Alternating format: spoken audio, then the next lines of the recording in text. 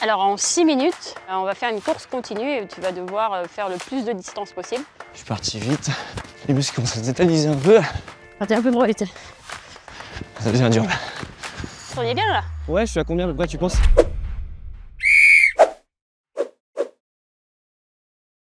Salut à tous, c'est Vinsky, j'espère que vous allez bien. Aujourd'hui, on est à Clairefontaine pour lancer le premier épisode de Vinsky au sifflet où je découvre et je m'initie à la fonction d'arbitre. On va voir, il y a plein de facettes différentes. C'est un rôle essentiel, mais peut-être assez méconnu, donc on va le découvrir.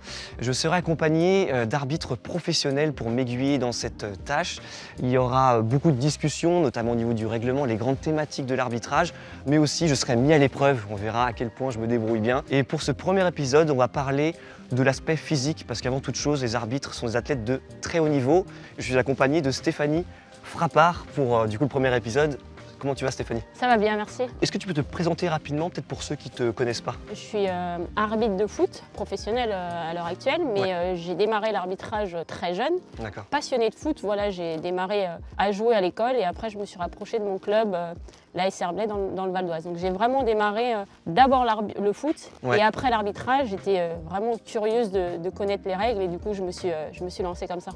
Ok, et du coup, comment ça s'est passé? Vers quel âge tu as commencé à tendre vers l'arbitrage? Tu as commencé un petit peu à t'y intéresser? J'ai commencé à jouer vers l'âge de 10 ans et vers l'âge de 13 ans, j'étais un peu curieuse, j'ai voulu apprendre les règles. Enfin, les joueurs, souvent, on ne souhaite pas apprendre les règles. Vas-y, on veut jouer, on joue, on marque des buts, etc. Et donc moi, voilà, curieuse, je suis tournée vers mon district. J'ai pris un peu la partie théorique. Peut-être que tu verras ça plus tard dans la formation. Après, tu vas t'initier sur le terrain. Donc voilà, on va pratiquer. Et tout de suite, voilà, j'ai été mordue par le sifflet et puis j'ai continué. Ok. Et maintenant, est-ce que tu veux nous parler un petit peu de ton parcours professionnel du coup? On a des étapes comme les joueurs, on commence en district, en ligue, on arrive à la fédération. Et on a des classements aussi à l'année, les meilleurs montent, les moins bons descendent, une évolution normale d'un club ou d'un joueur. Et donc moi j'ai démarré, voilà, j'ai monté en ligue, à la fédération et puis en 2019 j'ai été la première femme à arbitrer un match de Ligue 1 à Amiens. Donc voilà, c'est une première étape dans la carrière et qui a pu aboutir à un match de la Coupe du Monde au Qatar. Ouais, ça doit être incroyable en termes d'émotion. Comme tu l'as dit, avant d'être arbitre, tu es surtout fan de foot. Donc arbitrer un match de Coupe du Monde, c'est dingue, non?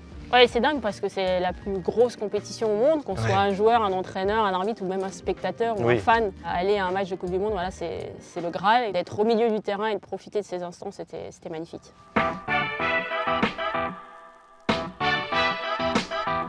Pour revenir à la condition physique, ce qui est important de rappeler, c'est que votre rôle demande énormément d'efforts. Vous êtes d'ailleurs les personnes qui courent le plus sur le terrain, non? En fait, on fait à peu près entre 11 et 12 km par match. Après, c'est pas, le match il dure 90 minutes, mais c'est pas en continu. On a beaucoup d'accélération, il faut aller de box to box, donc forcément, des fois il y a des moments un peu plus calmes. Et puis après, voilà, on peut enchaîner 2-3 allers-retours à haute intensité. Donc voilà, cette condition physique, elle est importante. Et notamment sur les fins de match, parce que c'est là où un peu tout se joue. Les dernières actions, voilà, je veux gagner, je veux pas gagner. Dans les surfaces, beaucoup de situations. Et le plus important pour nous, c'est prendre les bonnes décisions. C'est ça, de garder la lucidité. Et donc, du coup, toi, comment tu te prépares? C'est quoi ta routine pour être prête physiquement, être affûtée, quoi? Alors nous, ça démarre dès le début de l'année. En fait, on a une grosse préparation en amont saison qui va vraiment conditionner le reste. En fait, il y a une grosse partie de 6 à 8 semaines avant le début de la saison où on emmagasine beaucoup de courses. Voilà, pour travailler tout le foncier, pour tenir sur toute la saison, un peu ce que font les clubs en avant-saison.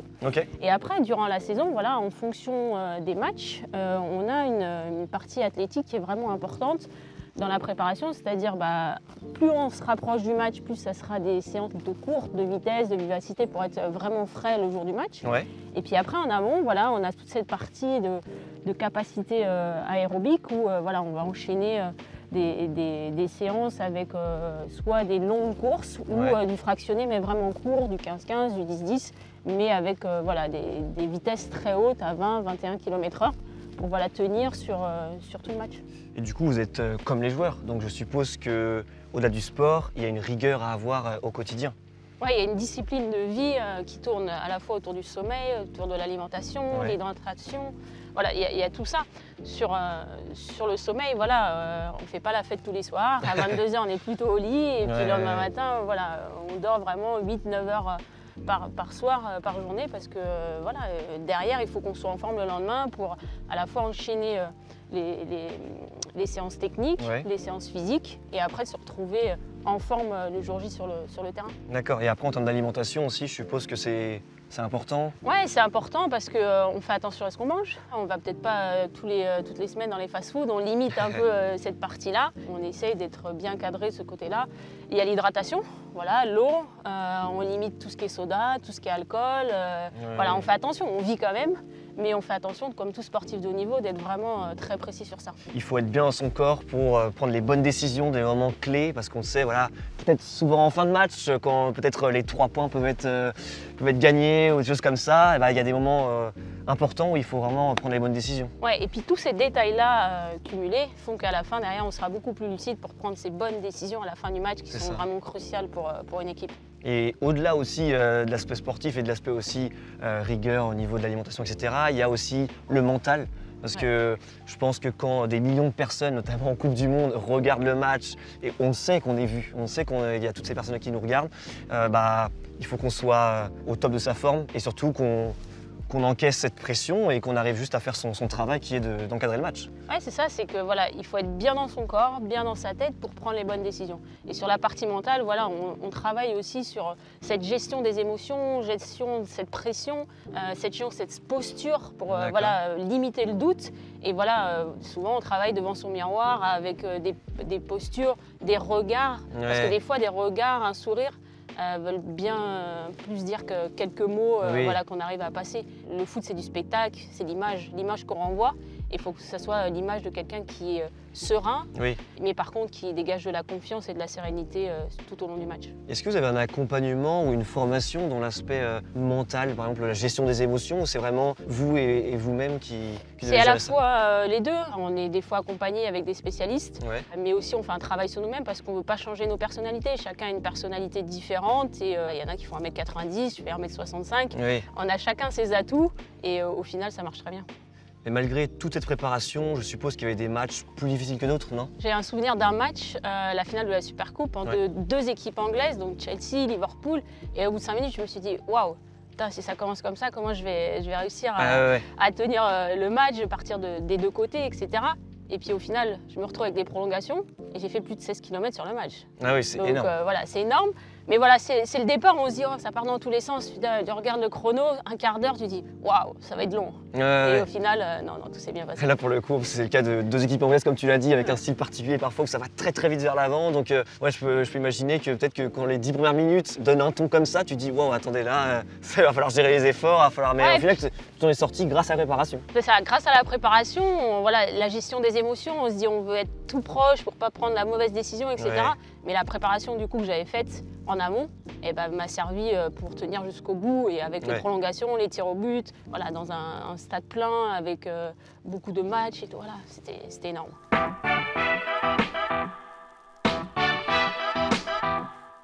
Bon, c'est le moment fatidique, on va tester ma condition physique, on va faire un test que j'ai jamais fait, qui s'appelle le demi-Cooper. Est-ce que tu peux m'expliquer rapidement ce que c'est? Alors en 6 minutes, on va faire une course continue et tu vas devoir faire le plus de distance possible. Allez, 1500, 1600 mètres, au moins comme ça comme objectif ou pas? Ah ouais, ok, d'accord, vas-y, moi je prends le challenge. Du coup, 1500, 1600? Au minimum, hein. Au minimum? Ouais. D'accord, donc la barre, je sens, on va voir. En tout cas, moi je suis quelqu'un qui aime bien les challenges, donc c'est parti, on va s'échauffer un peu et après, on va faire le test. On y va? Allez, let's go.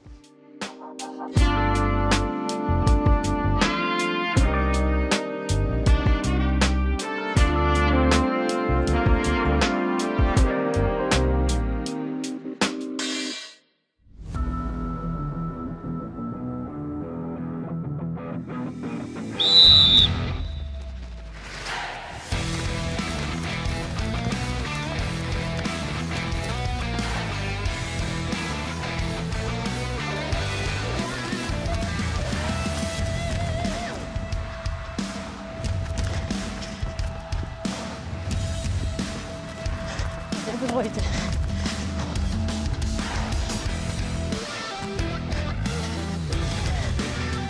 petit peu ce qu'elle fait.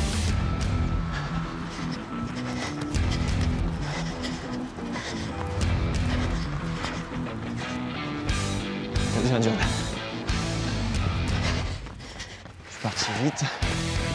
Et juste qu'on se détalise un peu.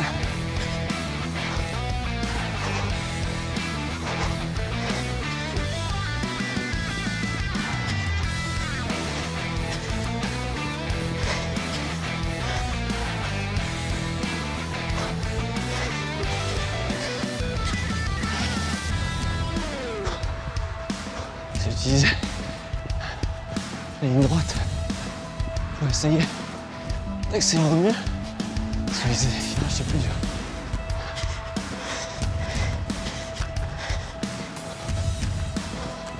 J'espère de me faire rattraper par Stéphanie, de me faire dépasser. C'est l'objectif.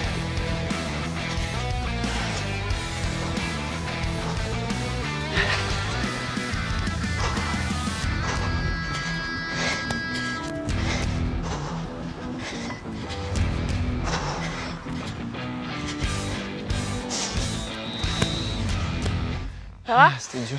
Bon, j'aurais pas pu faire mieux son jeu. J'ai accéléré à la fin pour essayer de un petit coup de sprint. On avait dit 1600 mètres, on est bien là? Ouais, je suis à combien tu penses? 1700 à peu près. 1700? Ouais, je suis content parce que au moins c'est l'objectif que tu m'avais fixé. Ouais. Donc au moins que je le valide, ça me fait plaisir. T'es parti un peu vite là, non? Je pense qu'au début, je suis parti un peu vite parce que j'avais pas forcément la notion de à quelle vitesse je devais aller. Je te regardais beaucoup, je sais pas si tu as vu, pour essayer de voir un petit peu comment tu perdais un peu de distance. Tu mettais un peu l'allure et je voulais pas me faire attraper. J'avoue, c'était un peu mon ego qui a parlé. Et du coup, ça m'a. C'était trop court pour. Bah ouais, je pense que 12 minutes par contre, je pense que tu m'as rattrapé vraiment là parce que c'était difficile. Voilà, je suis quand même content de moi, mais j'ai senti voilà, que l'effort il est important et encore là, c'est que le début, quoi, c'est les 6 minutes, mais. En vrai, on le dit aussi, là on court, pas vraiment de prise de décision à faire, à parcourir vite ou pas, sur un terrain. 90 minutes. Hein. Est-ce qu'il y a penalty, est-ce qu'il y a coup franc indirect, il faut être concentré quoi. Tu verras que courir, décider, là c'est dur. Bah ouais, c'est la dualité des deux, donc vraiment un très bon test. Et en tout cas, défi réussi. J'ai réussi, ça fait plaisir. Voilà qui conclut ce premier épisode et je pense que la première leçon, c'est que les arbitres ont une très bonne condition physique. C'est d'ailleurs primordial pour pouvoir prendre les bonnes décisions au bon moment. Je pense que derrière son écran, on ne se rend pas trop compte de tous les efforts que cette fonction demande. Merci beaucoup Stéphanie d'avoir été avec moi. Merci à toi et bravo et bonne continuation pour la suite. Merci beaucoup, je pense que j'en aurais besoin. D'ailleurs, n'hésitez pas à vous rapprocher de votre district si vous voulez en savoir plus sur le rôle d'arbitre ou en description, il y a aussi tous les liens pour en savoir beaucoup plus. C'était Stéphanie et Vinsky. À bientôt.